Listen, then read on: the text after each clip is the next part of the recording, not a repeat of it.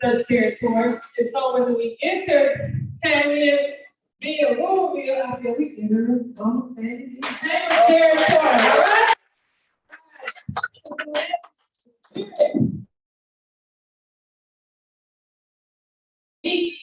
And she expressed that this is the 60th year since Mama Fannie Lou went to that courthouse here in Indianola to register to vote or to vote. Not sure which one, but she had to take a literacy test and failed. And was denied that. Then when she went back to the plantation, oh, you tried to register to vote. You got to go. And so these are the things that we need to be teaching our children, the real spirit of our family. And once she got involved in politics, and she figured out that the Democratic Party wasn't doing legal for us either, she and Moses Baker and Bob Moses created the Mississippi Freedom Party, Democratic Freedom Party. And so that's the spirit we want to come in today to talk about taking control of us in politics that govern Black spaces, Black townships. And so, greetings from Cold Water at the top of the stage. So excited to be here again, like I said. And when we did the first town talk in Holly Springs, I wore the same shirt, Black being an adult. Because in this current atmosphere, we forget our Black and our adult. And I just want to give our brothers the due respect and honor and so we love y'all. Welcome.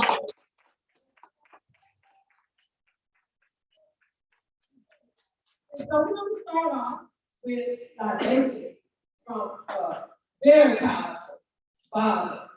I'm so honored to know him and his queen, Baba Omar Baruti, is going to come up over this other libation. Your Baba Baruti ahead.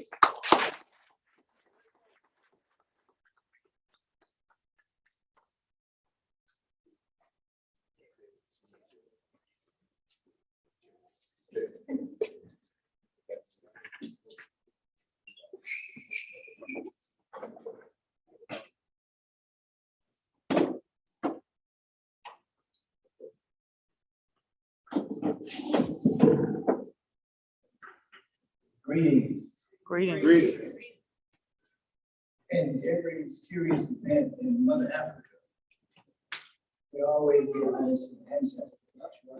I am 73 years old. If they're elder here older than me, I need to get permission from the elders to speak, otherwise I give myself permission. But we give homage to the ancestors because we didn't get here by ourselves. That's right. Somebody paved the way. Somebody bled. Somebody sacrificed. Somebody gave their life so we could be free. And our children really don't know who they are. They really don't know. Because if you study your history, we don't know our history. They don't want us to know our history. But if you study your history, and when we talk about libation, I'm speaking for those who are already dead. I'm speaking for those who are here today, but they're voiceless. And I'm speaking for those who are to come and they need a voice. But if you know your history, you'll find out that when you go around the earth, the first people on the earth was you. That's right. There was nobody here but black folks. If you go to China, the oldest Chinese are still there. They're jet black with slanted eyes. If you go to Japan, they call them the Jomos. The original Japanese are black, jet black, and they still live in Japan. If you go to Korea, they're still there. Yes, sir. Everywhere you go on the earth. They said the Indians were here, but the here we got here, guess what? We was already here before the Indians got here. We were here. The oldest bones found in America were 11,000 years old. 3,000 years before the Indians ever invented. We were already here. Even in this country, down in the South, we were already here. So no matter where you go on the earth, we are the original people of the earth. The oldest bones ever found were found in Africa. They were a woman who was 2.3 million years old. They called her Lucy. Lucy had a mom and a dad. They couldn't find him. But that's who we are. But I want us to go back in time. Because when you know who you are, then you'll realize you're not today what you should be. Right? I know it's not dark outside, but it's dark inside. We got to turn the light on the inside. When we go back in time, go back 8,000 years, there's a pyramid built in the desert. They call it one of the 8 wonders of the world, built by a black man named Khufu. A pyramid that's 480 feet tall, taller than any building in the city of Memphis or Nashville. 48 stories tall.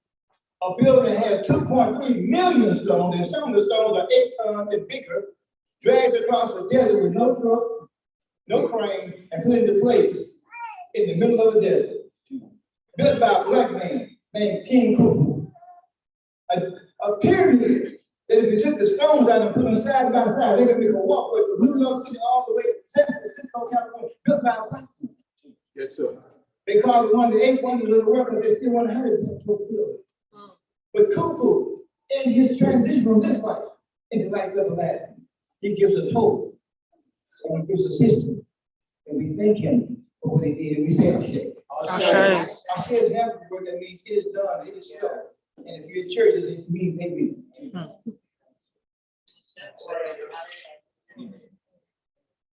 And then we go to another African brother, jet black, always had a bald head. They call him Imhotep. That's right. Imhotep, the original father of modern medicine. That's right. This man was the world's first recorded multi-genius. In the early days, the Christians didn't have a picture of Jesus. They thought he was Jesus. Why? Because this man was a medical doctor. He was making lame people walk, making blind people see, making people who are in a comatose like they come back to life. They thought he was Jesus. And they worshiped him like he was Jesus. Teacher. The early Christians thought he was Jesus, and that's when they put on their wall was the picture of Imhotep. Hypocrisy, they say, is the father of modern medicine. That's a lie. Everything he learned it from Imhotep. A black man. Yes, sir. That looked just like you, except he's dark and jet black. Looked like some charcoal. It's like the charcoal meat. But Imhotep. And in his transition from this life into life everlasting, we say, Ashe. and here we go to Khafre.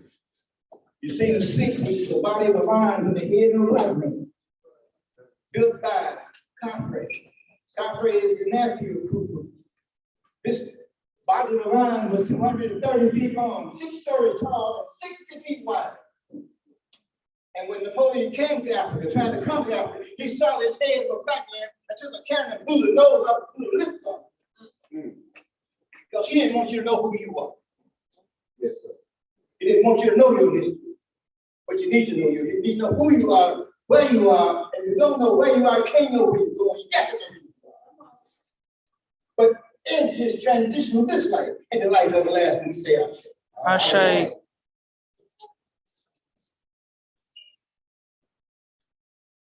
Then we go to Tutankhamun. They say he was the boy king. The boy king that took the throne at 9 years old and ruled till he was 18 years old. The boy king, you got a boy king in your house. Get him away from the video. All right now. Get him away from them crazy cell phones where you can go anywhere and do all kinds of crazy stuff. Get yourself turned around and get off your throne. That's right. But Tutankhamun, we call him King Tut for short. But in this transition from this life to life everlasting, it was hope we say Ashe. Ashe. Grace.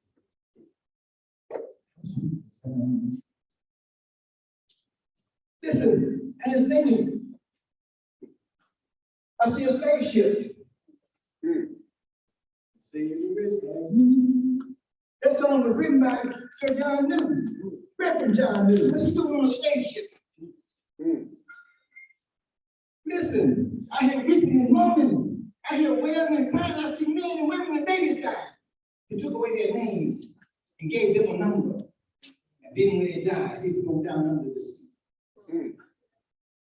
For the millions of brothers and sisters that came over here in slavery, who didn't make it in the middle. They threw them in the ocean.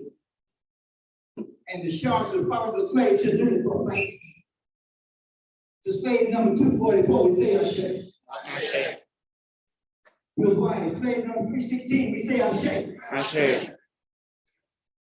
To this little baby who was born at sea, but thrown in the ocean. Slave number 1215, we say Ashe. Ashe.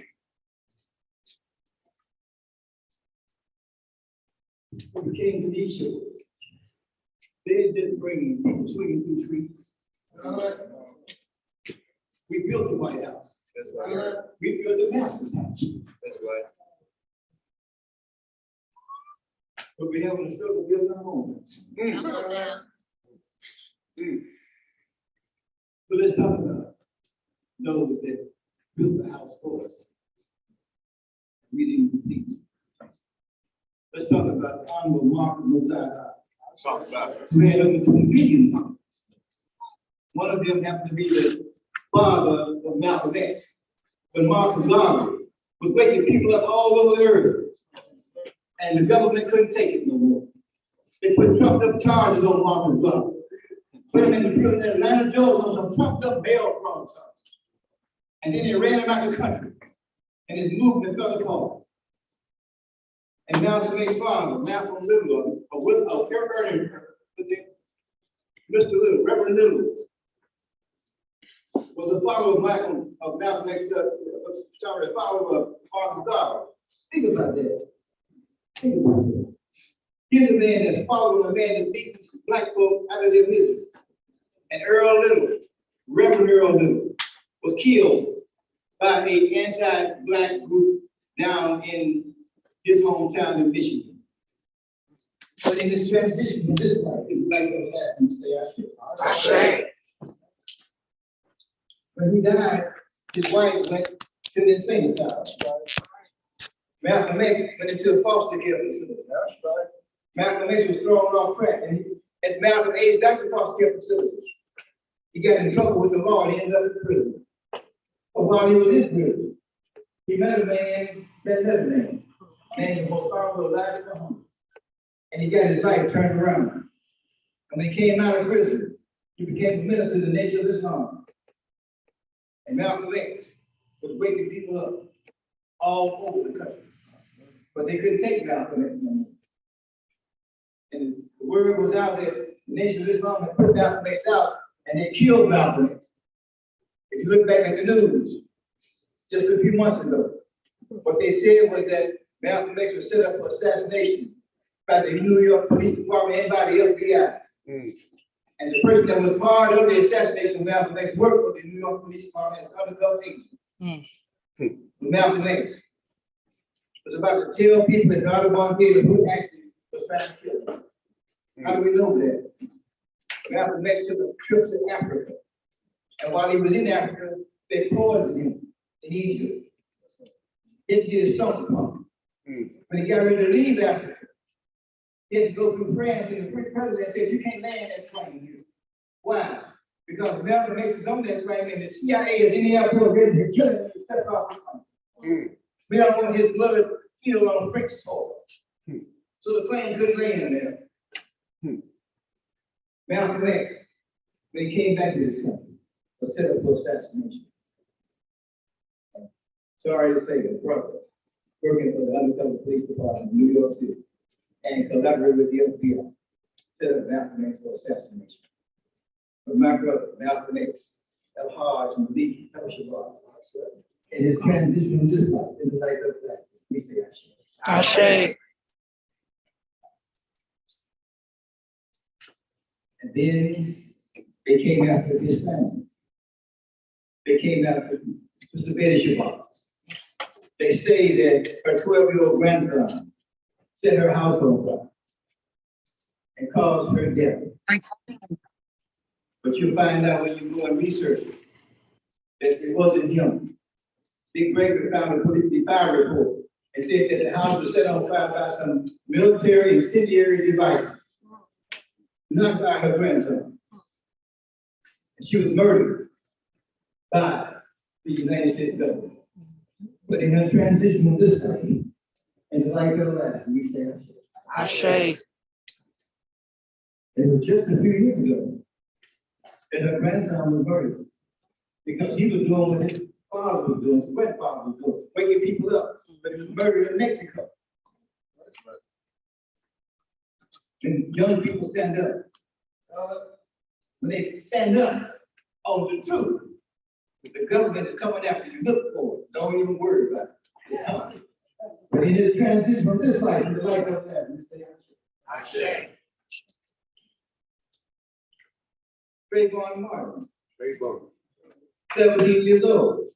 What was his crime? Walking wild black. But in this transition from this life and the life everlasting, we say Ashe. Leah Wright, killed at 12 years old for playing with a gun in the park, a toy gun. 10 seconds after the police arrived, he was dead at the hands of a police officer. His mother sued, but she couldn't get her son back. But Leah Wright, in his transition from this life, his life everlasting, we say Ashe. Ashe. Michael Brown. You know, you can commit all the madness you want and go to God with your hands up. And God will forgive you everything you ever did. Even if nothing you thought about doing, you ain't done yet. But when you put your hands up in the face of white supremacy, they have no forgiveness in their heart. How do you kill an 18-year-old with his hands up? But in this transition from this life to the life everlasting, he said, Ashe. Ashe. Let me go to my brother, Muhammad Ali. Muhammad Ali was a follower of the Honorable Elijah Muhammad. And he changed his name from Cassius Clay to Muhammad Ali. And some of us didn't want to accept his name. And so he was going to fight Ernie Terrell. And Ernie Terrell kept calling him Cassius Clay. And in the ring,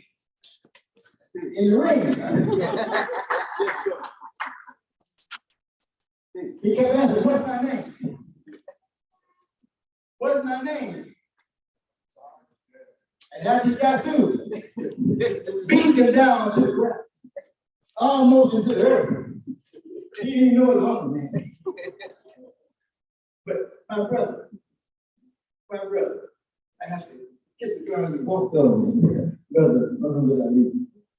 In his transition from this life, in the life everlasting, we say Ashe. Ashe. Something you can't do.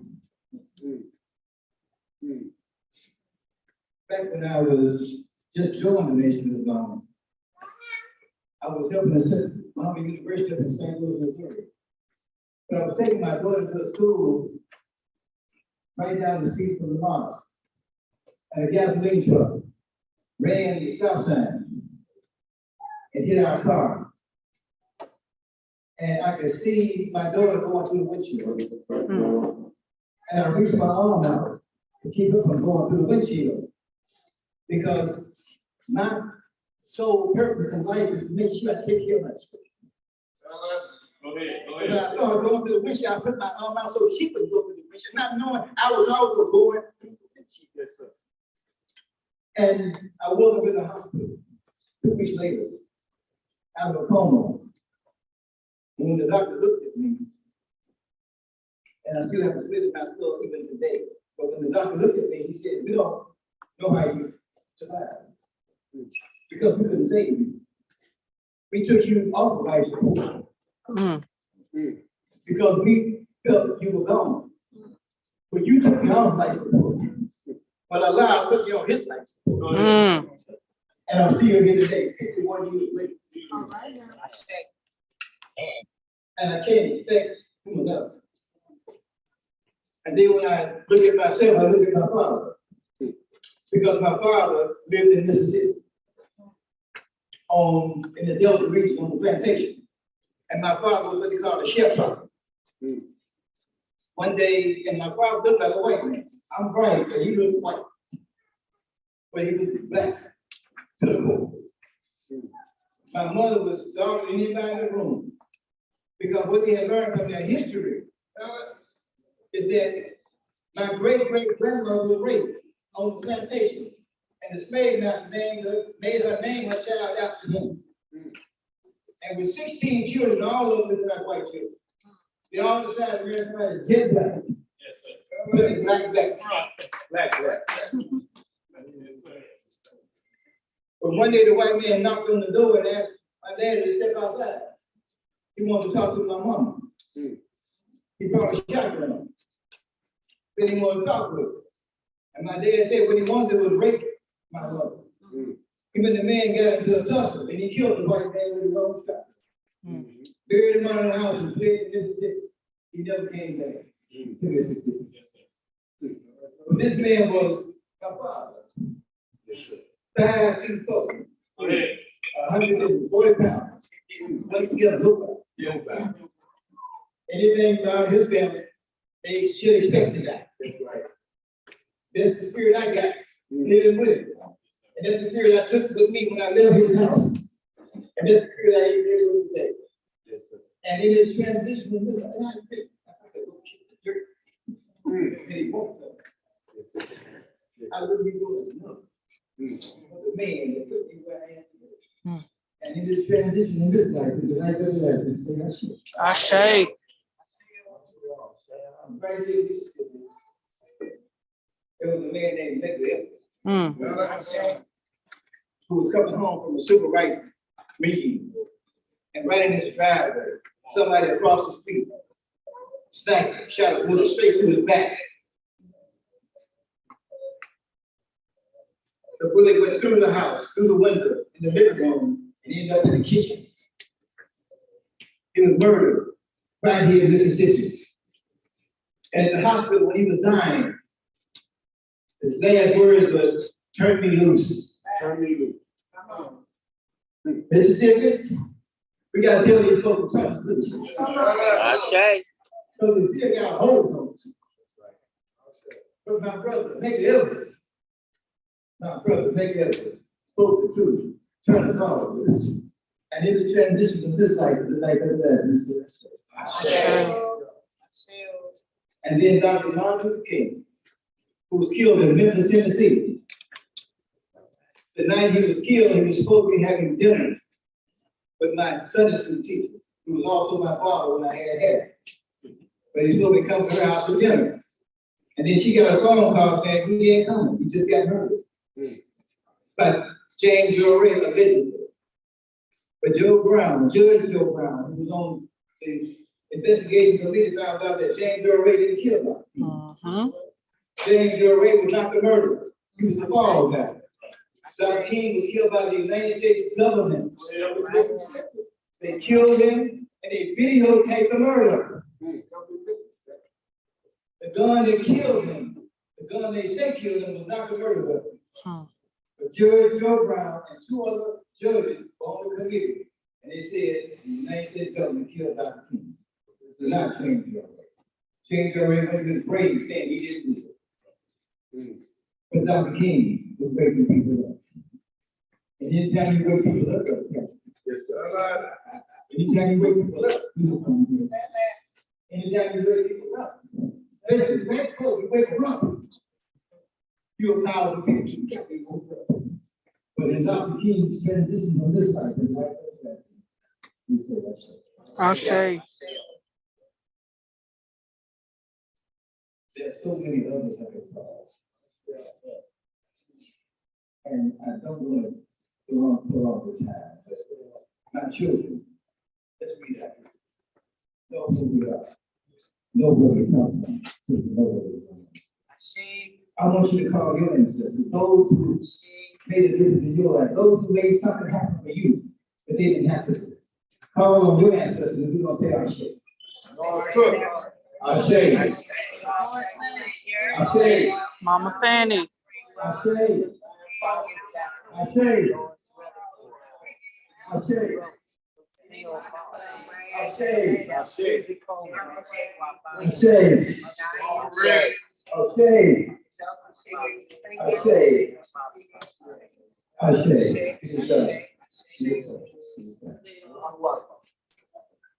Thank you. I say. I say.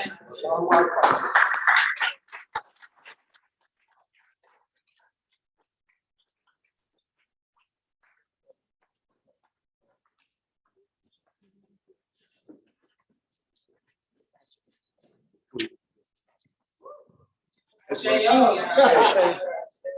Thank you, Bob, for this. Thank you. And in the spirit, why haven't you? So, it takes work to put these kind of things together. And one of the things, the ones that we like to do is have people that are local do groundwork because we're coming in, we don't know what to do. We like to work people. And so I can't get his brother, Doug Craig, and sister Monique, and brother Maxine, and I'm telling you.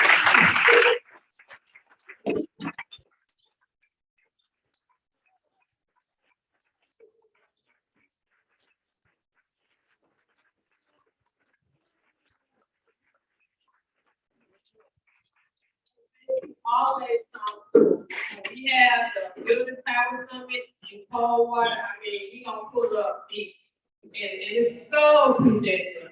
But I want you to come up and give a few words. Tell us a little something with that. And we want to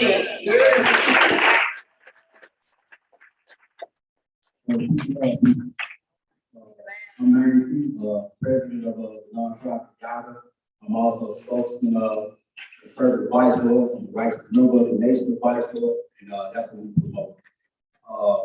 We work with a lot of different organizations, obviously, with around 10 to 10. But our main focus is our youth, because the leadership of our youth is failing. That's right.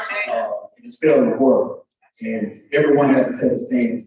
If you can't say that you're a true leader, if you haven't found somebody died in the community that has no real leadership, they're wavering, so to speak. And I don't mean to be harsh on their behalf, but we got to look around our community. The reality is there. That's right. Come outside, accept responsibility.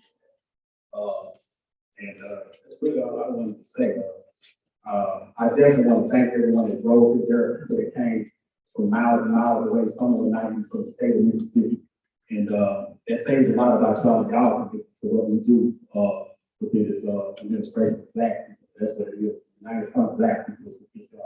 It's the end of it. So the organization is only a part of it. It's a small part of it. All of us elected as Black people is what's going to make a difference. Thank y'all.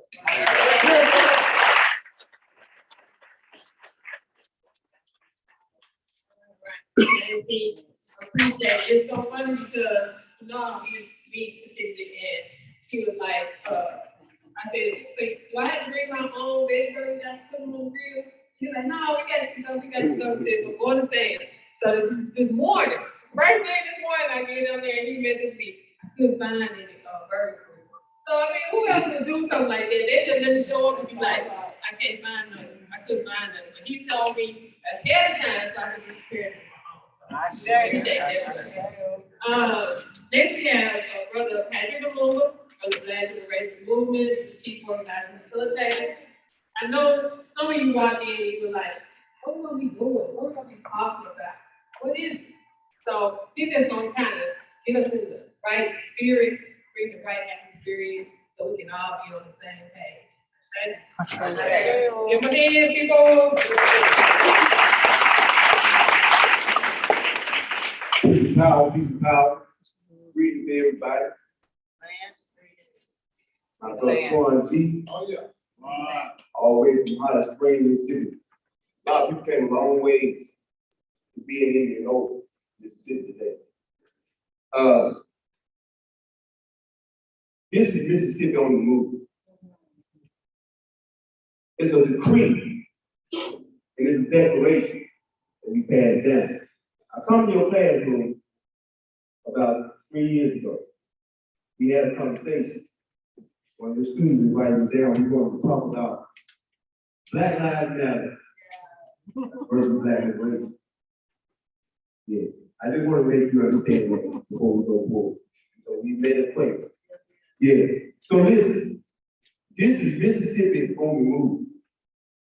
So what is Mississippi on the move? What is it that we are doing today as part of the 10 cities Mississippi Town Talk Tour? This ain't no regular town talk tour. This ain't no regular town talk. All right, brother. This is not a regular town talk. Look who here. All right. Look who here. Look who's sitting on the front row. We got the vice lord in the front row. What did that happen? It don't happen in regular town talk. I want to commend the people that sit on this panel that propose an organization like the Nation of Islam, our brothers, organized function, like the Conservative Rights Organization, the Insane Rights Organization, the Right Organization, the GD, whoever they may be, they my brothers. We want to talk, speak to the brothers in the Nation of Islam, like Brother Abdul Shaheed Muhammad. They come all the way from Hollis Springs, Mississippi, to be here, and we continue to matriculate down the state. The blind assassin, what I call him. He don't never miss his mark. He don't never miss his mark. We want to talk about and speak to Professor Currency, who, in my experience, has been very open and has been a vessel of knowledge in our communities for a long time. And I'm looking to learn more about her, and hopefully she can learn more about what it is that we do. She's in our institution. We want to talk about institutional ability today. Okay? And we want to talk to the mayor of this great city.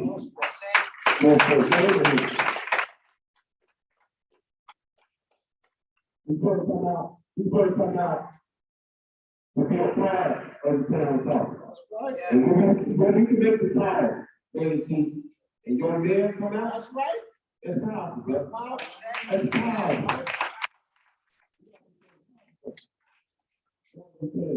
Thank you, guys. And Father, Kamal Kareem, the lead counsel of this powerful organization, Patty Bruce Roots. Give out Kamal Kareem. Now, I'm strong proud of what it is we're doing with Mississippi on the move. Is what I call historical retention. Historical retention. What is that? We want to reach back. We want to go back, and we want to start talking about our history. Our Peru made it plain. We got to remember our history. One of the greatest teachers that I ever had, Professor James Small, came to Mississippi. He told me, he said, Brother Patrick, he said, one thing that we must do, he said, we have to remember what we already know. Think about that. We have to remember what we already know. We're in a constant process of forgetting, but we have to remember what we already know. So a strong part of what we have to do is recalling our ancestors to exist. We give to our ancestors, Bob who made it plain. He says the reason why we're here. It's the reason why we're here. It's a real reason why we're here. And we want to speak to our ancestors today. So I'm Patrick Moore. But for about 5 years, I want to be fed in New Hampshire. All right, brother. For about 5 years, I want to be fed in New Hampshire.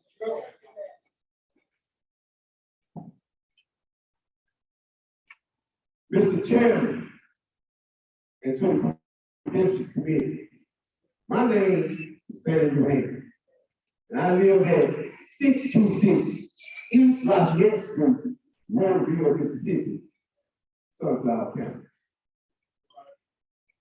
The home of Senator James O. Eastman and Senator Stinson. It was on the 31st of August in 1962 that 18 of us traveled 22 miles to the county courthouse in Indianola, and there will be to try and register to become a first-class citizen.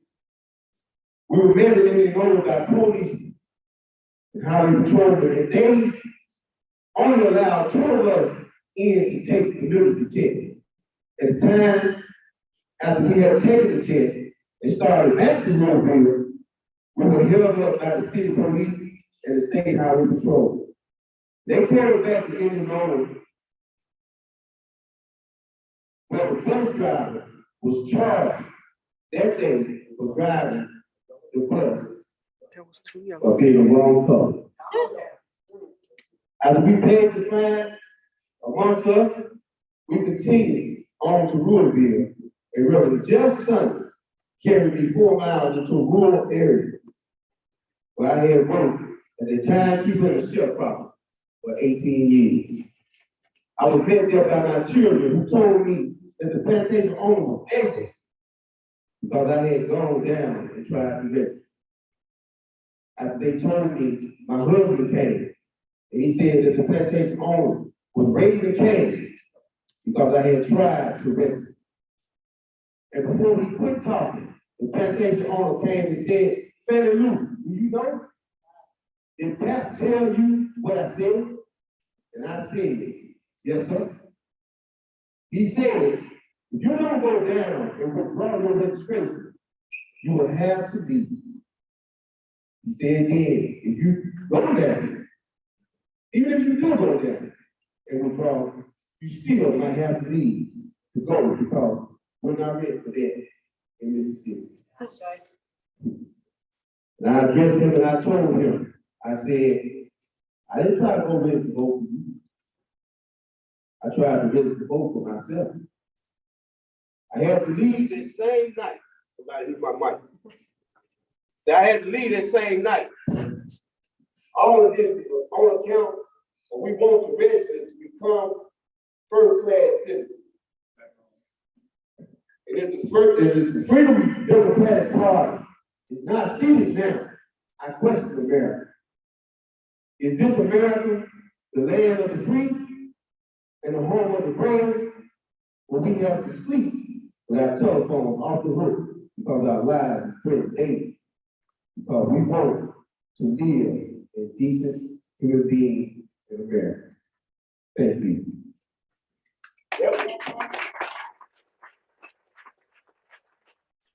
That was playing the new if y'all made it. There should be somebody in here with that blood running through their veins. It should. I don't know if it is, but it should be somebody in here now with that blood running through their veins. But the thing that I'm trying to connect this with is the process. What happened to the process? What happened to the fight?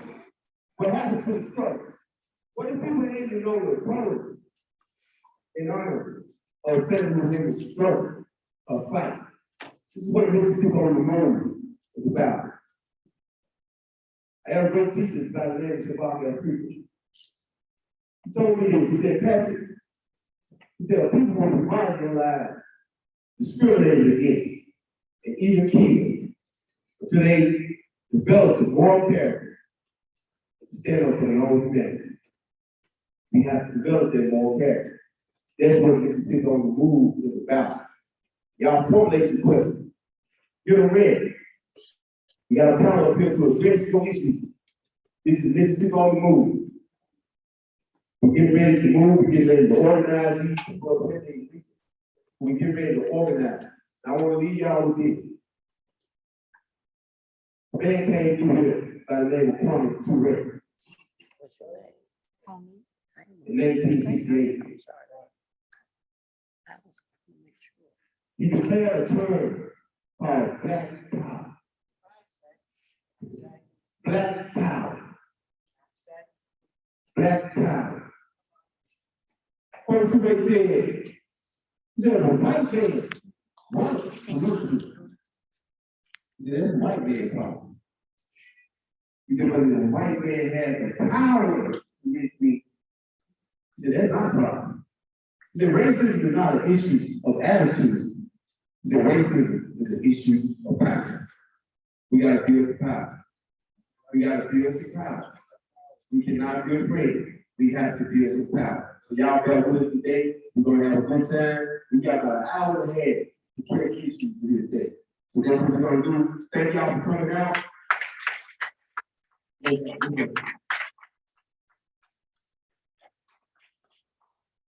All right.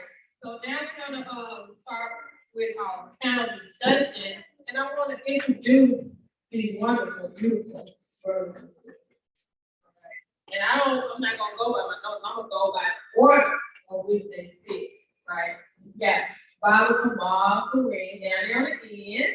Ashe. Well, you know what? I'm gonna give you the queen first. Hey. I know that's right. I'm gonna give you the queen first. That's right. That's right. You had Dr. Dr. Sade, yes, the queen herself. That's right. She is the public historian. Yes, yes. At Jackson State University in Mississippi Valley State. Representing our people. So happy. Ashe, Ashe. That's right.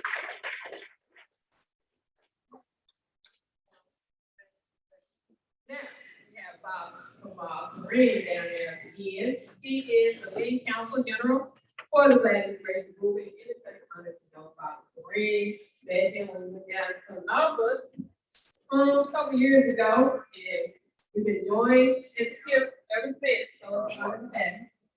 We have it. That's right. Yes, honorable mayor of Indianola. All right. Like the pet said, when Brother Manny put out the car, hey, if you were paid, he's like, would you like to be on the panel? Let me get myself together. And sure enough, there he is on the spot. Thank you. Here we have Brother Minister Abdul Muhammad. All right. Is on.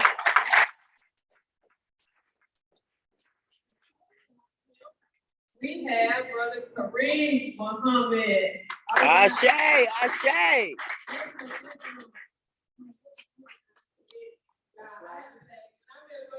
And so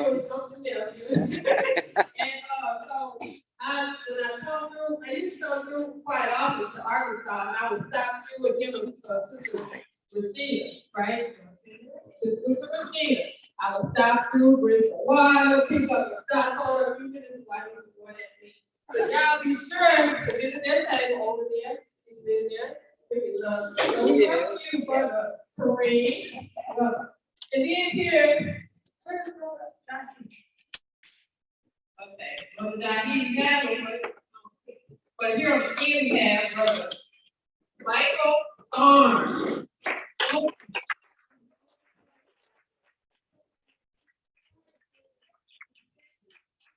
That's all.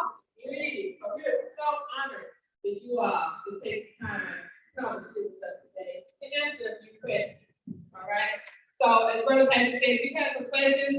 Start getting them ready. But I have a few questions to kick us off with. And hopefully, once we have these discussions, some questions will come to your mind. Because that's what we really want. We want questions from the people that are here in the audience. We need to hear from you. We need to hear what you have on your mind. Okay? So, the first question I have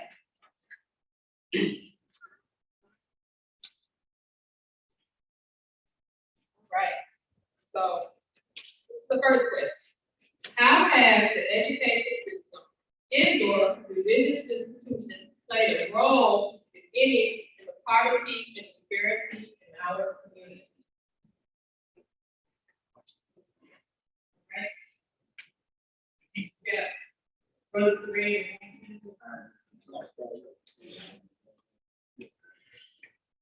Thanks for being.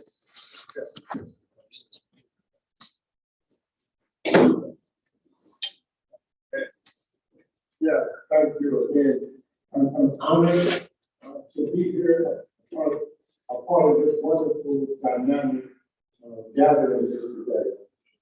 Honored to be asked to be a part of this. Yeah, I want to thank Brother Manny I'm Brother Kareem Muhammad. I'm with the Nation of Islam, as they said as well. I'm also a coordinator of the local organizing community here in Mississippi, as well as the southern region, the southwest region of Arkansas. So when we talk about this question about what has the education institution done, we first, I believe, if we think about what was those institutions set up for, I think they might have to we both know that, first of all, the religious institution is set up for the purpose of control and maintain the so-called slaves. When we look throughout the country and we look at the history of the religious institution, we know that for the most part, many of us have seen the movie Nat Turner And some of us have also seen the movie Sankofa. And in those movies, they depict the aspect of the mindset of white supremacy and how they use religion to indoctrinate us into mind control. And so when we look at the religious institution, we see that the religious institution was built for the purpose of controlling us. They gave us their religion. Christianity is not a black man religion. It's not a religion that we, before we came over here, was part of. Yes, we was honoring and we walked with Jesus, but we didn't call ourselves Christians. And so we know that the religious institution that we've seen it today is an institution that has been developed to control and maintain us as well as the institution of education. When we look at the education institution, we know that after 1865, the AMS, or the American Missionary Society, ran down here to so-called educate our people into the mindset of, it wasn't the 3 R's that they called it the 3 R's, which was reading, writing, and arithmetic. The 3 R's was religion, white supremacy, and resistance. And they wanted to teach us again about religion from their perspective. They taught us to be good Christians. They taught us from Christianity what white supremacy was, and white supremacy, you know, today means black inferiority, which means black self-hatred. Right. And then the last aspect of that was they were down there as well to make sure that the school and the religious institution taught us not to resist them and white supremacy. So when we look at the education system and religious institutions as we see it today, we see that it has not benefited us on the larger scale. However, we know that the black church has been the backbone of the black community for the last 400 years that we've been over here, irregardless of what they try to give to us. Grandma didn't care nothing about no white Jesus. Or she cared about the spirit that was inside her. So we honor the black church, but the doctrine that it has and has given to us is what we need to be about. That's right. I say. And on that, however, Right. we have institutions here in Delta that is here for the purposes of educating, especially this front row. And let's see,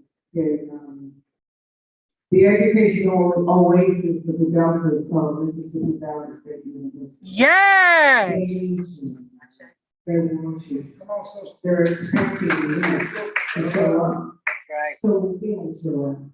I'm so happy that people have to go to the name of Faneuil Hemmer over and over and over. Because that sign that's sitting in front of the courthouse was done by an 18-year-old Nigerian student of mine who took on that challenge. When he heard about who she was and what she did, he was like, okay, I want to lead this project. And he wrote the script for that historic monument. The class was organized around this 18-year-old to then go to the county supervisor, the board, and appeal to them for the money.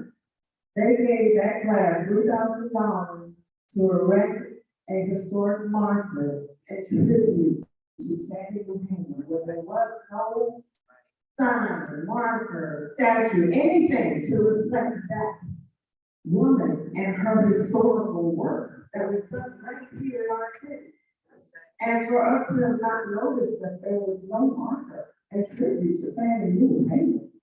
It's like, how dare you? Wait a minute, how long has that been the situation here? How many years? Okay, 60 some odd years.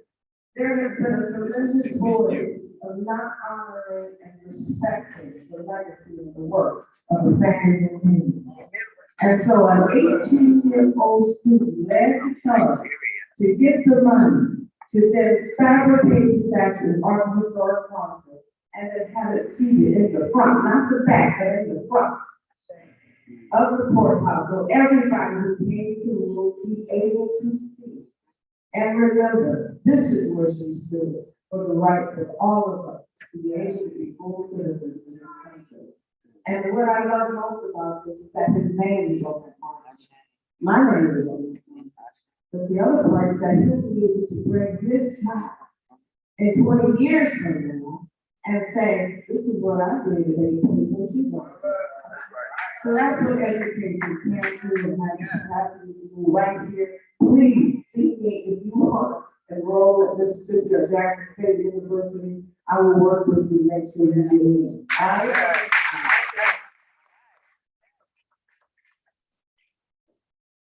So, first and foremost, I want to say that I'm honored to be over here.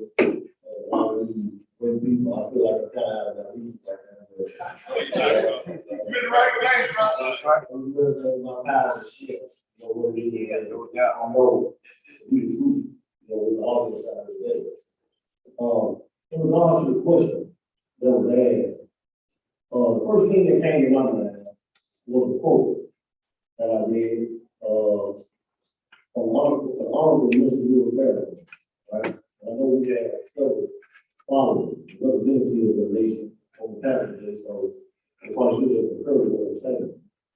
And that quote was this: it said that he who sets the diameter for one's knowledge also circumscribes the compass of the act. Okay. But in total, what was said, I don't know a lot of big words in there, but basically what he said is that an individual will only do what he is being taught.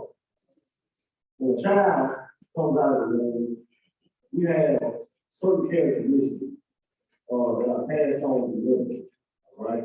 Not just our physical people, but also certain behavior characteristics.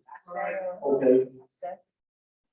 But for the most part, when it comes to us determining what we feel like or what we know to be right or wrong, that's more of a cultural thing. That's something that's being taught. You understand what I'm saying?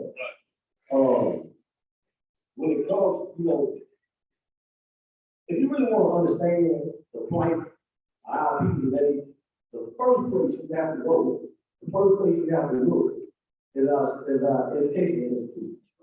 Right? Because again, our education institutions are not producing, but they obviously not working for us. You see the high dropout rate, you see the high incarceration rate, you know, you have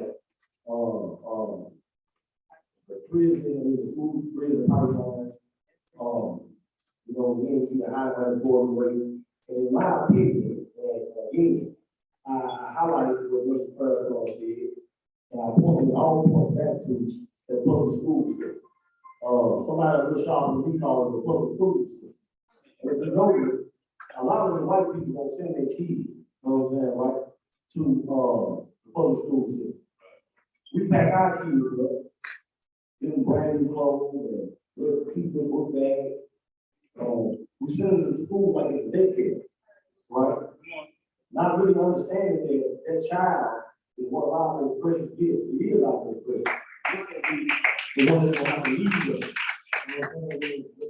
We reach the age and where we can't lead no more. And we're packing up, bringing clothes, and sending to the person and telling him to educate. And we wonder why we have so much black on black crime. You know what I'm saying?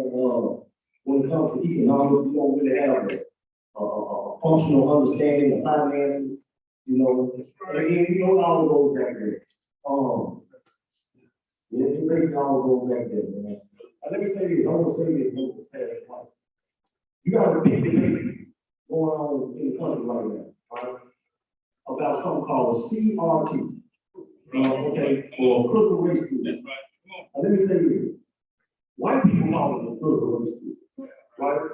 What they're talking about is something called 1692 project, where you got some brothers and sisters that got together and they said, hey, the history that's being taught in the school system is not accurate, right? Okay, you may have one page with 2 paragraphs that's dedicated to slavery, right? An institution that lasted, well, 300 years. How can you sum up 300 years in 2 paragraphs? Right? Okay, so what they're saying is that in the 1619 project, they said, hey, listen, we need a more complete account of our story. We need our children to talk about, we need to count our story.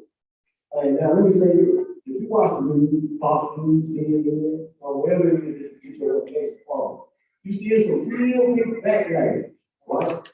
All around the country about teaching your children their history. Right? Now let me ask you this. Go ahead. Let me ask you this. Come on, bro. Obviously, they must know something that we don't. Because they are being fighting. That's right. Your children, our children, being taught about understanding the history, right? But we let it happen. And we let them speak loud in God is now. I think that the teaching of that 1619 project is very important. It's very important in the sense that a lot of us, and I don't mean nobody, you know what I'm saying? Some of us, as a parent, I came up with a close school system. Okay, a lot of the things that I know, I learned in prison. I was self-educated. I read the books like Dr. John Hughes, I saw that information. That's the only reason why I didn't know it. You know what I'm saying? You know, so, and it changed my complete outlook on how I do the world. So the information that you put in the brain is very important. The information that's being talked about you is very important. And I think that for real, we need to do a better job. We need to do a better job at making sure that our children, get a proper understanding of their history.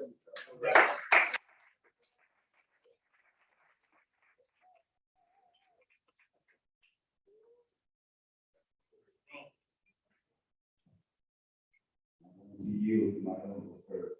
First of all, I say no way to go to peace be unto you. Shahid Muhammad, I am the student of minister and helper of Yahweh, part-time student of Prince. But I live in Memphis, so I try to live in the state of Memphis. The question of how has the education system and or religious institutions played a role in poverty and disparity in our communities? But that's an interesting question. I'm gonna give an interesting answer. It didn't play a role because they never educated us. And they never taught us religion. They taught us Eurocentric white supremacy and put the label of Christian on it. That's what they taught us. And the reason I'm answering it this way is because we have to be blunt and raw, not disrespectful, but straight to the point and no chaser. White people did not teach black people religion. They did not teach us the teachings of Christ. They taught us Eurocentric white supremacy and put the label Christianity on us. They taught us that which would make us a better tool of service to them. That's a painful reality that many of our people have difficulty facing. But it's the reality. Anytime you teach a slave a religion that tells him or her that a better life for them is somewhere in the sky, beyond the grave, heaven is up. Last I checked, the earth rotates at 1,037 1/3 miles per hour. So up right now, 12 hours from now, we'll be down.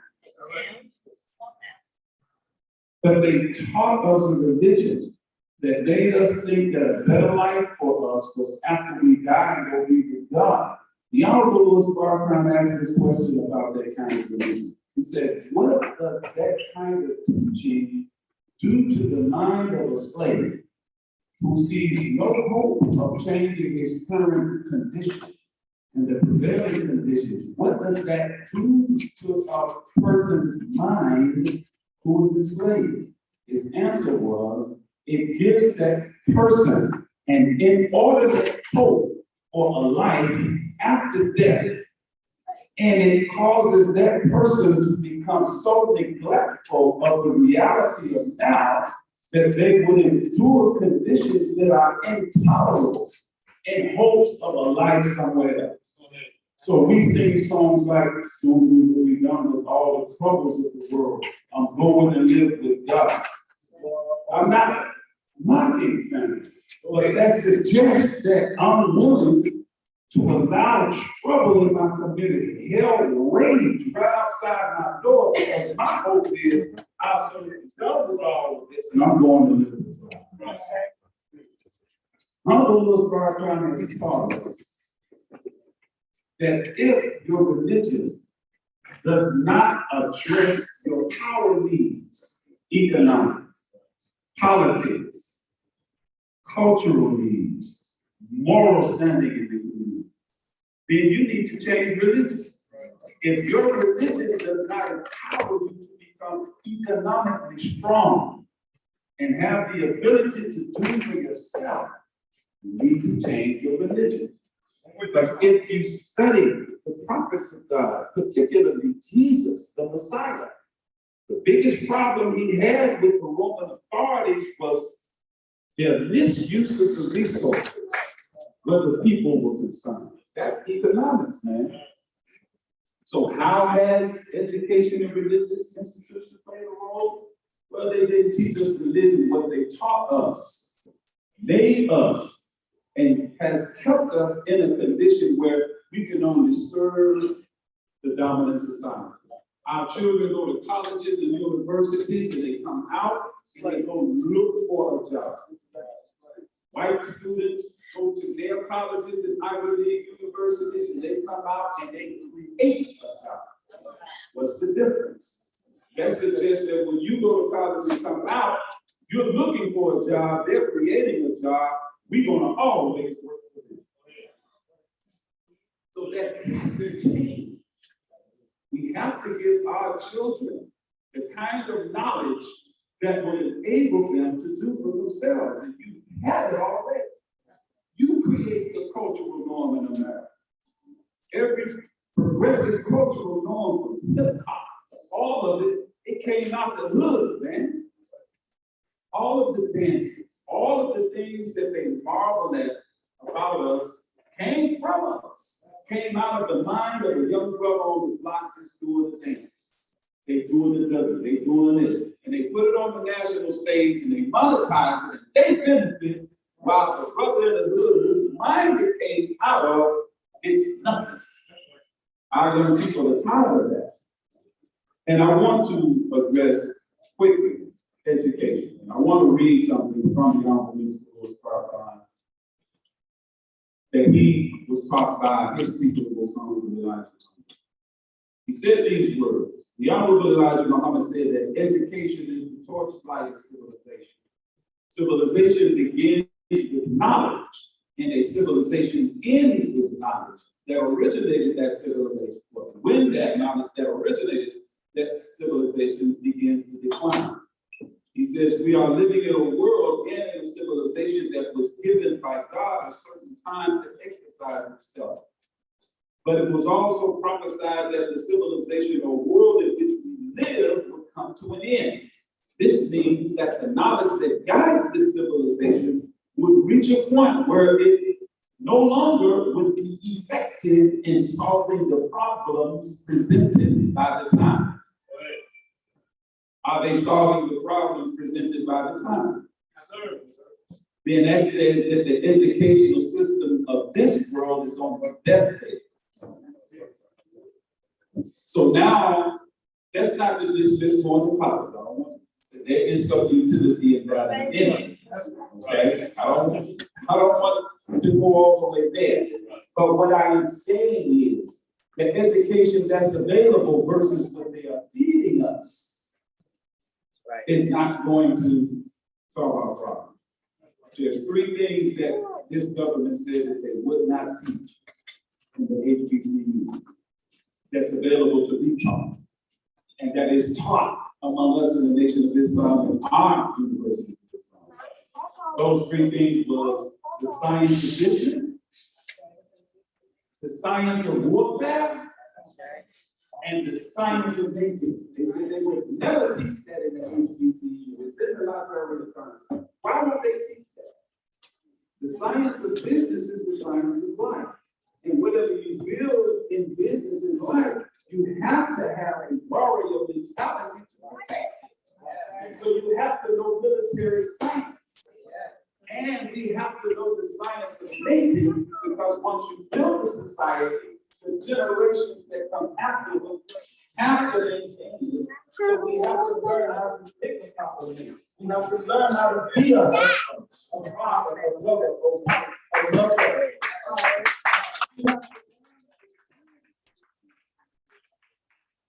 Educational system, if you notice, they took out vocation. Yes, they did. Yes, they They did. took out language. Yes, they did. They took out all of those disciplines that help to buttress and support a community, a family. I close with this, and then a lot. Now they're taking out the history. It's a heck of a thing today, brothers and sisters, that they don't want to teach history in public schools. They re-identify. This brother called it right, 1619 project. What white supremacy does, they gaslight you. They name it something else and say you called it that, but you never did, and then they tear down what they say that you created that you didn't create. That's gaslighting. This is a heck of a thing that they don't want to teach that, but they want the LGBTQ community philosophy to be taught.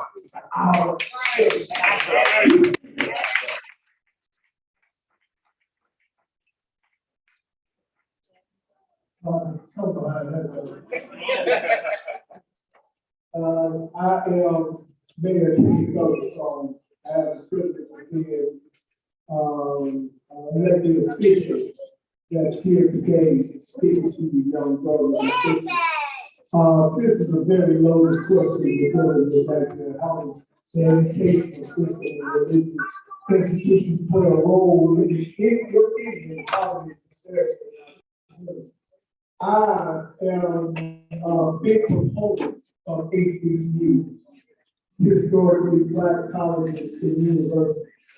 Right after slavery, we get into a period called Reconstruction, where the country was trying to rebuild itself after destroying itself after a civil war. There was a senator, his name is Justin Moore. The country had a problem because they had all of these free slaves. So where do we get all of these free slaves?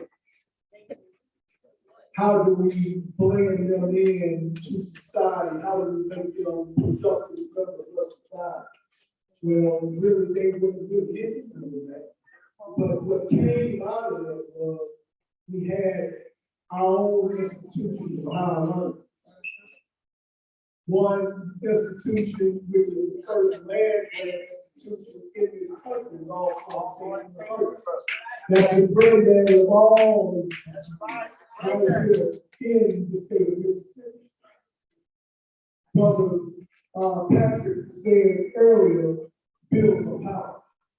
Well, I want to tell all of y'all that knowledge is power. So if you want to build some power, build some knowledge. Get in school, apply yourself, learn a trade. Brother said something very powerful in terms of what is your purpose of going to college? Your purpose of going to college to get a job? That should be your purpose. Your purpose would be to learn a skill. Educate yourself, learn a vocation. To use the job. Our own people. Again, knowledge is power. You gotta have a hunger and a thirst after. Want to know more. When I got to college, it was a set curriculum. I'm learning business. I did learn business at HBCU. They did a good job with that. I'm talking about the science of business management. I didn't know what I wanted to do. I just wanted to understand when and if I do get my hands on some money, what can I do to manage? If I do open up a business, how can I manage it and keep it sustainable where it ain't here today, going tomorrow? We see a lot of hours like that. For various reasons, but that's a topic for another time. You know, but you got to know what to do when you get. You know, same thing. Let's talk. Get away from education and talk about character. You know, those skills will get you to a position, but if you ain't got good character, you won't keep you.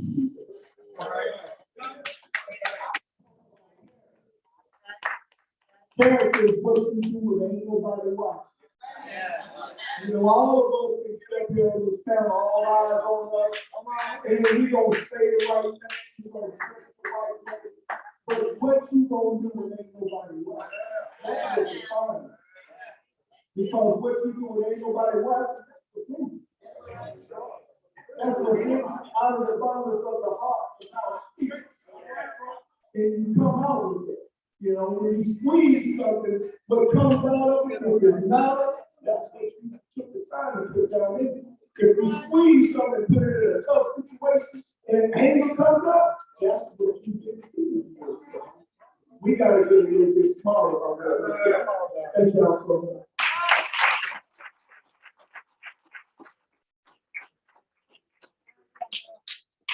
Brothers and sisters, I thank all the panel for the answers. And the question, how has the educational system and or the religious institution played a role in poverty and disparity? First, I want to start with religiosity. And I have to take a page out of Marcus Garvey and Brother Owawale Malcolm Shabazzi's book. And they say, leave your religion at the door. Religiosity has been one of the most divisive things among us, and it has prevented our unity as far as us coming together to obtain the power that we need in unity. Religion is your personal business. But we all in this room have a common denominator of being black. We all in this room have a common denominator of being poor. We all in this room have a common denominator of suffering injustice, police brutality, a poor educational system, a lack of economic and generational wealth. And religiosity has always been used on us to suck money out of our community, to bolster a capitalistic interest that works in unison with racism, and to promote a blonde-haired, blue-eyed Jesus that don't even promote or pertain to us. So, religiosity is not necessarily spirituality. Religiosity is not necessarily a character-building process. And if religiosity was the key to the conditions of all the problems in our communities, with all of the churches on every single corner, our community should be saved 1,000 times over.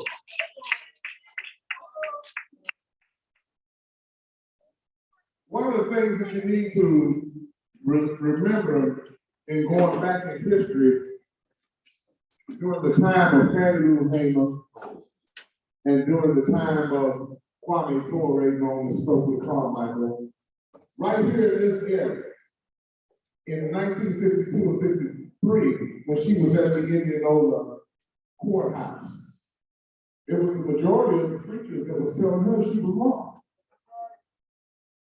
Can I get a witness? And when Stokely Carmichael in 1966, right down the road in Greenwood, Mississippi, him and Bukasa Dada Willie Ricks coined the phrase Black Power. It was the preachers that were saying that they were wrong. And then ask yourself this question while we deal with the issue of religion and religiosity, of how many preachers are even in this room today.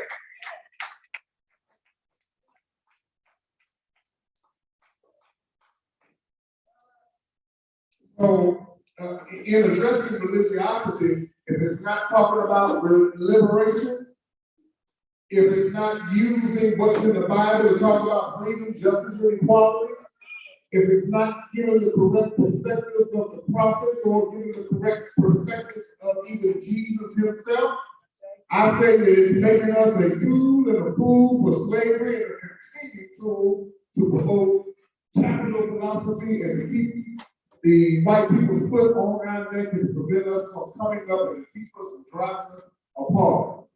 I want to close the religiosity part about talking about this faith-based preaching, where they tell us that if you put so many dollars in, God will give you so many dollars out. Does it add to your poverty? Yes, it adds to your poverty. Because after you get through dropping all the money in the collection plate, you still go back to the same condition. You still go back to the same poorhouse. You still go back to the same inequality and injustice. And God's not ever going to be mad at you for standing up or telling the truth. I got you, baby.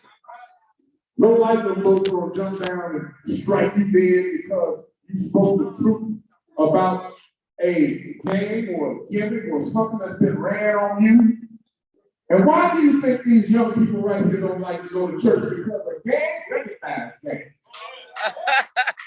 How come we take people inside 18 to 35 inside the confines of the church? Ashe. Because they're tired of this hypocrisy. That's right.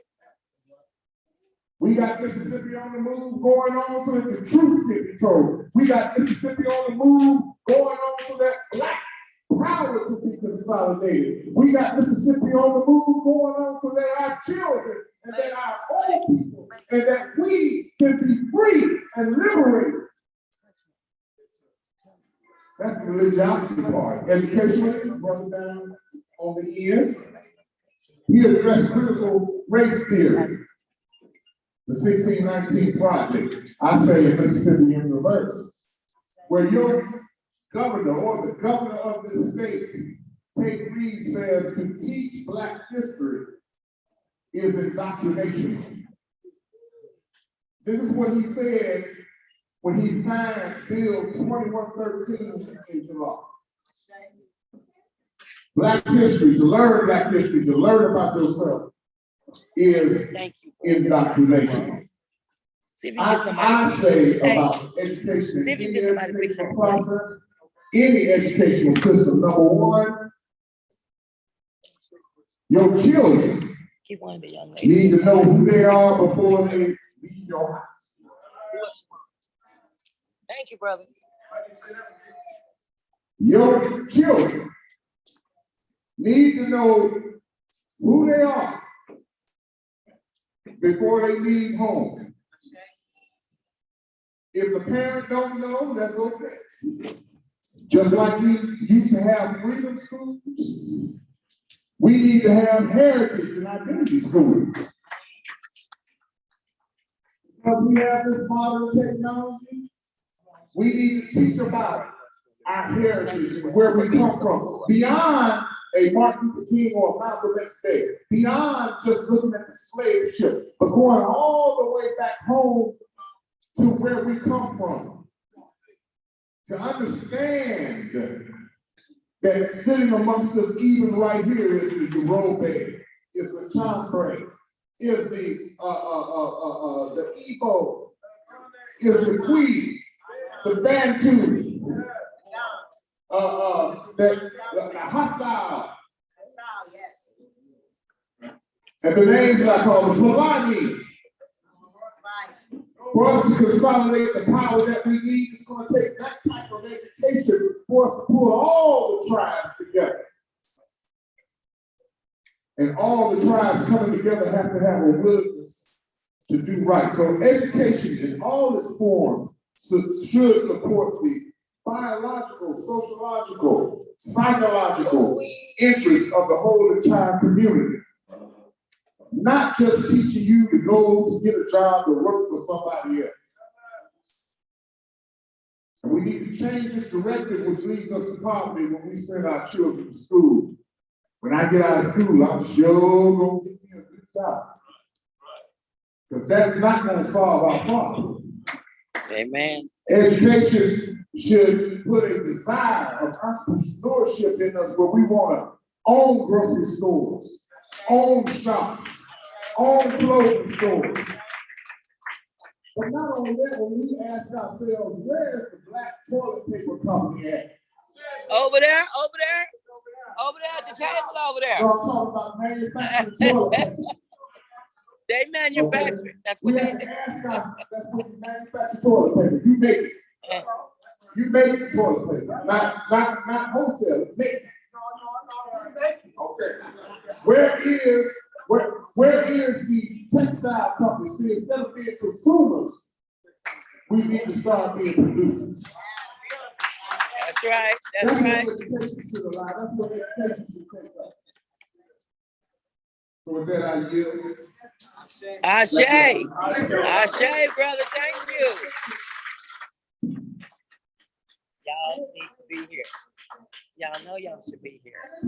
Y'all need to be here, but if you can't come, I got you online. Carl, he is the Sunflower County president of LACP. He is on the panel with us today. Would you like to take answer that question? Oh, Mr. Mosley. Big Mike. Good evening, everyone. Glad to be here. Glad to see that everyone came out to support this event today.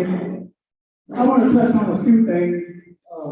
After the panel up here, I want to touch on a couple of things that really harming our community, not only here in the state of Mississippi, but all of this beautiful nation that we live in. Separation by 11. Anyone heard of that? Separation by 11.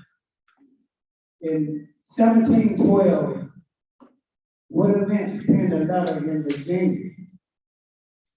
And that's over 312 years ago. And he penned this letter, and he talked about separation for a whole generation. Once you read this letter and inoculate the slaves will be separated for the next 300 to 400 years. As we speak today, that letter is working today. In our black community, as I look here in the city of Enola, at the time where we weren't able to vote, and we was not able to elect our person that we wanted to get elected here in Sunflower County. It becomes a time that we actually have the chance to vote, have the chance to elect the person to office. And when they get there, they have no support. Do you understand what I'm saying now? If we watch the city councilors in Jackson, Mississippi, and the majority of them are black. They are not getting along at all in Jackson, Mississippi. Yeah, I know why, but why is it happening? Why we can't work together? Is Willie Lynch syndrome still working? He said the making of a slave. Today is 2022. And we still under this Willie Lynch syndrome and not working together. Here in the United States, and this is in itself. Blacks are separated. When can we become whole? We just elected a new mayor on the end, and it's now time for everyone to see. Okay. But he's having a hard time because we're not working together. So what do we need to do in order to make our community come together and hold our elected officials accountable for not being who they say they were when they wanted to be in office? You know I'm gonna be here. We are separated in the board meeting. We are separated in the community. And this is not what this is for. We elected these people so they could spearhead and bring this community together and do some things that the community needs in order for it to work out. This agenda is being pressed every second and 4 months. So as a community, I don't know how many of you have been over, But as a community which I speak, we need to come together and support the Ken Featherstone and this agenda. Because if we do not, this agenda is not going to move forward. This agenda is not going to move forward. This not only happened in the notice the board meeting, that's in the high standard supervisor meeting.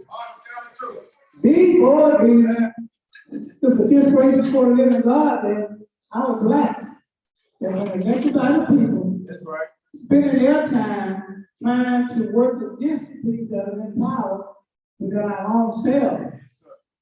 So, with an instant of 1712, he said you will control the blacks for the next 300 to 400 years. Education is good in every aspect. Don't get me wrong.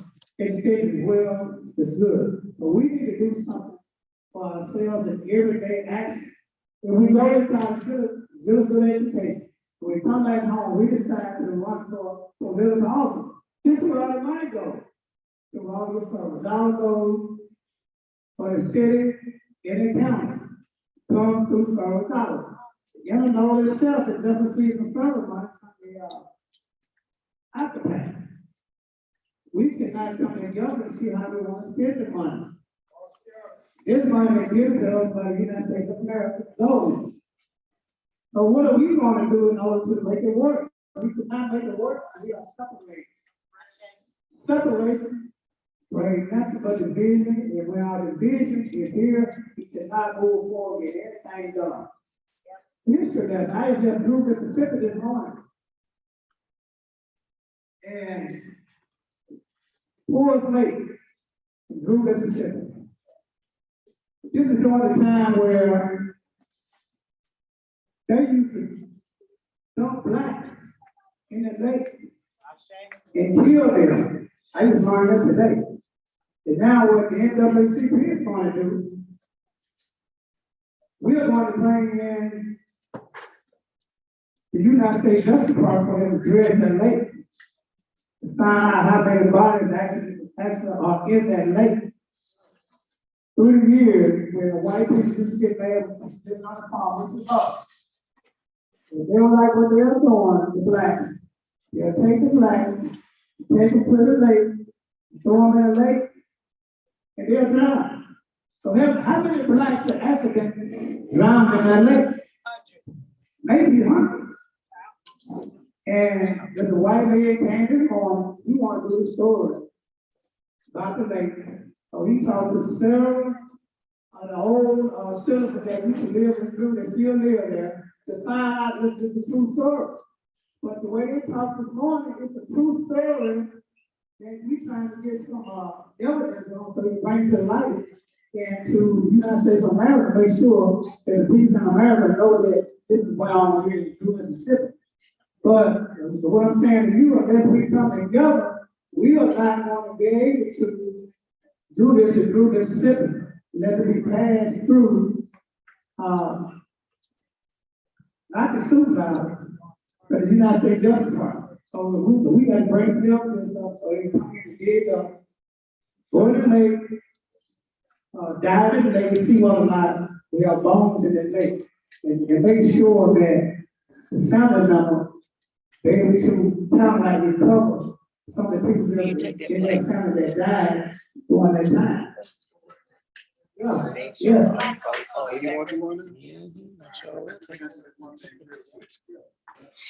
Don't take it the wrong way.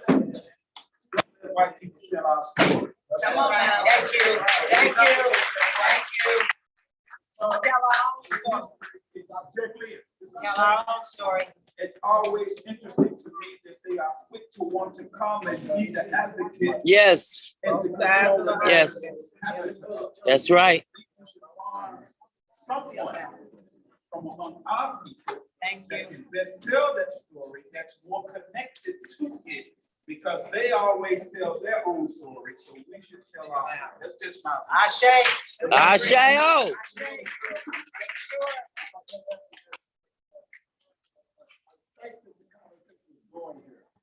Because what the brother is talking about is that what is our body? as a black people of how to govern ourselves. That's the truth. I want to get right here, because we do have more questions, but I think this is a good point to stop. Because so much was said in the first place, that I feel like we need to have some questions. Yeah, let the people talk. Audience. And so anybody in the audience have a question, because it was so much, so much. What is wrong? Just to follow up on what brother was saying, but the reason the white man wants to cover our story, that is the truth. That's right. Ashe. Yeah, and what I'm trying to say, see, we give too much credence to white folks. There's no white folks in there, but we still talk about white folks. Yeah. Why is the black man's model? That's what I'm trying to put out on the table. I thank God that we're here today. Brother Kareem and the LOC, we came here for the perspective to offer A 15 solution. years worth of research in Mississippi that we have been working with in the biggest city in the Delta, which is Greenville, Mississippi. We took our time. If y'all would listen to me, from 05, his brother Minister Larry, I think I heard him. One of the most strongest black men in the Mississippi Delta. Been here, right? With him, we started over 15 years ago, putting together a model that will represent how we could do something for ourselves. It's called Project SOS, Solving Your Own Situation. Yeah. And I'm hoping that we can share this today so we can leave here with a plan of action for our own doggone self. And so in that project, what we did first was we had to go out and make friends in the community. We had to learn how to unite one another. We are here today, 50 years up from our Black Liberation Movement conference that happened in Gary, Indiana. Most of us don't know about that. And most of us don't know that what we are doing, we're standing on the shoulders of our pioneers. We think that we didn't invent the doggone point. But we're standing on the power of brothers and sisters that came to Gary, Indiana in 1972, including Mr. Farrakhan. I was a young black activist at that time, but when I left, because I'm throwing them deuces out there, and I started realizing this is not the way to go. Right. And so we developed a project here in Mississippi, and the first thing that we had to do was you had to research the community. You had to research what so we did. So what we did was we began to do research. We began to look at who was the best candidate to run for the mayor, for the city council. When we first started, the white people, the white mayor, white city, majority city council. So Mr. Larry and others, we began to formulate, sitting down with pioneers, Johnny Wall, Eddie Carter. We didn't do this on our own. We sit down with them, and they led us to how to go about. And we started looking at it. And the first black man that we got in this Delta was the sister Heather Martin, the first young black man ever in this country. Oh, It was I'm gonna make sure that they can through organizing. And from that, we began to develop a plan of action of how now to control the city council. And in that, now we start looking at Ed Simmons and Doug.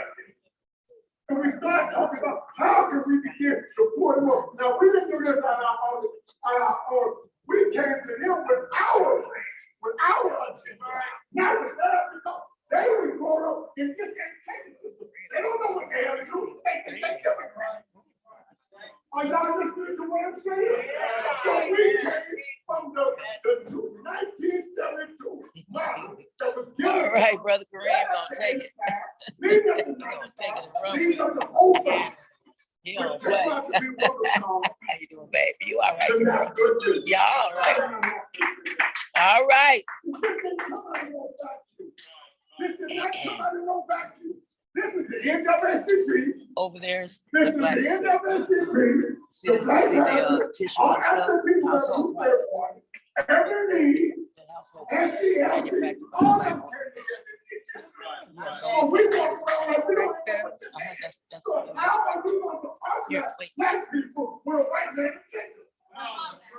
That's what we're doing. And so when we get to Ed Simmons You get a here, card, and we order. sit down with him and ask him first, will you endorse this? And we will endorse it. That's right. And he said yes. We made him the mayor. Did you? We made him the mayor. We went out there and got those people and brought them in and voted for him. And when he did that, whatever we wanted, he would give it to us. Then we realized that the city council was still majority white. We had to get them up out of that. So we started looking at different wards. And the people that was on the ward that wanted to do what this Dr. Jenner would do, it was the people didn't like me and Brother Minister, or we the next to the law. Now what the hell does that mean? See, excuse me, one thing about the nation is how we got to understand, they got to be at the table. When you talk about education system, the nation is now got the oldest education, independent education system in this country. So we just talking about a model. And so what we, and I would give back, so what we did, we began to look at who we gonna put on this board. And we realized there was one small sister. She came to Brother Mr. Larry and asked him, would you endorse my candidacy? And Brother Mr. Larry said, yeah, but you're gonna do one thing. Don't be a politician, be an activist. And I roll with you. And when she did that and started going in the community, now we're doing research the whole time. Everything that we're doing, we document it because we got to understand what the people decided, not what ours do. So we have a town hall meeting. We're doing interviews. We're doing periodic research with what we're doing. We went through mass incarceration, the new Jim Crow. We went through the whole book for 1 year. We went to Dark Journey, the book about Mississippi, how that broke up. We researched that for 1 year. And so when we got this system, Brother Minister Larry, that system won about 1 vote. And the vote she won by, Brother Minister Larry went out and got this person and brought him to and they voted. After that, she was gonna go with us. Then we went to the county supervisor. So I'm just saying to you that we got to have a model that speaks to our needs. We ain't no dog Democratic Republican. We got to come out of this people. We got to have our own independent party. And we don't know.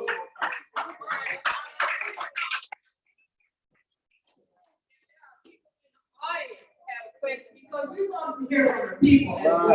We don't want to just dictate the conversation from the time. We want the people in the audience to give us some feedback, some questions, comments. Is there anyone out there that has any questions or comments? Brother, Paul. We're gonna close this fight. We're gonna close this fight.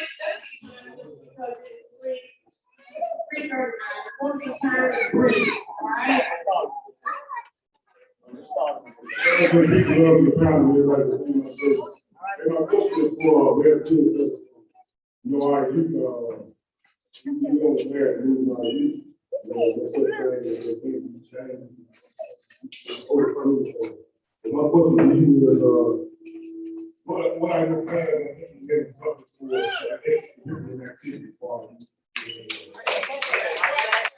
Thank you so much for that question. We are, when we look at the crime problem and we know that by and large our youth are involved in it, we have to look at a holistic approach. The answer to that problem ain't just law enforcement. It has more to do with finding something constructive for our youth to do. I'm a big proponent and I grew up playing Little League baseball here in town. Little League down on the campus, Carmel Elementary. We used to always hang out and watch the big kids play basketball. They were our big brothers. They would pull us to the side. You know, you mess it up. You know, we don't have it. You know, and I ain't just trying to advocate for this sport, but through sport, I've learned some of the best lessons in life with sport. You know, how to persevere, how to maintain myself, how to deal with a challenge against somebody who's superior in size, superior in athleticism. So just to answer the question, let me just get back on point. We are doing a whole lot in terms of, and let me give you some specifics. The city is partnering with the school system. The school system owns our football fields, our baseball fields, basketball courts. So what we have just done just recently is reached out to Dr. Davis, who is the superintendent of the school system.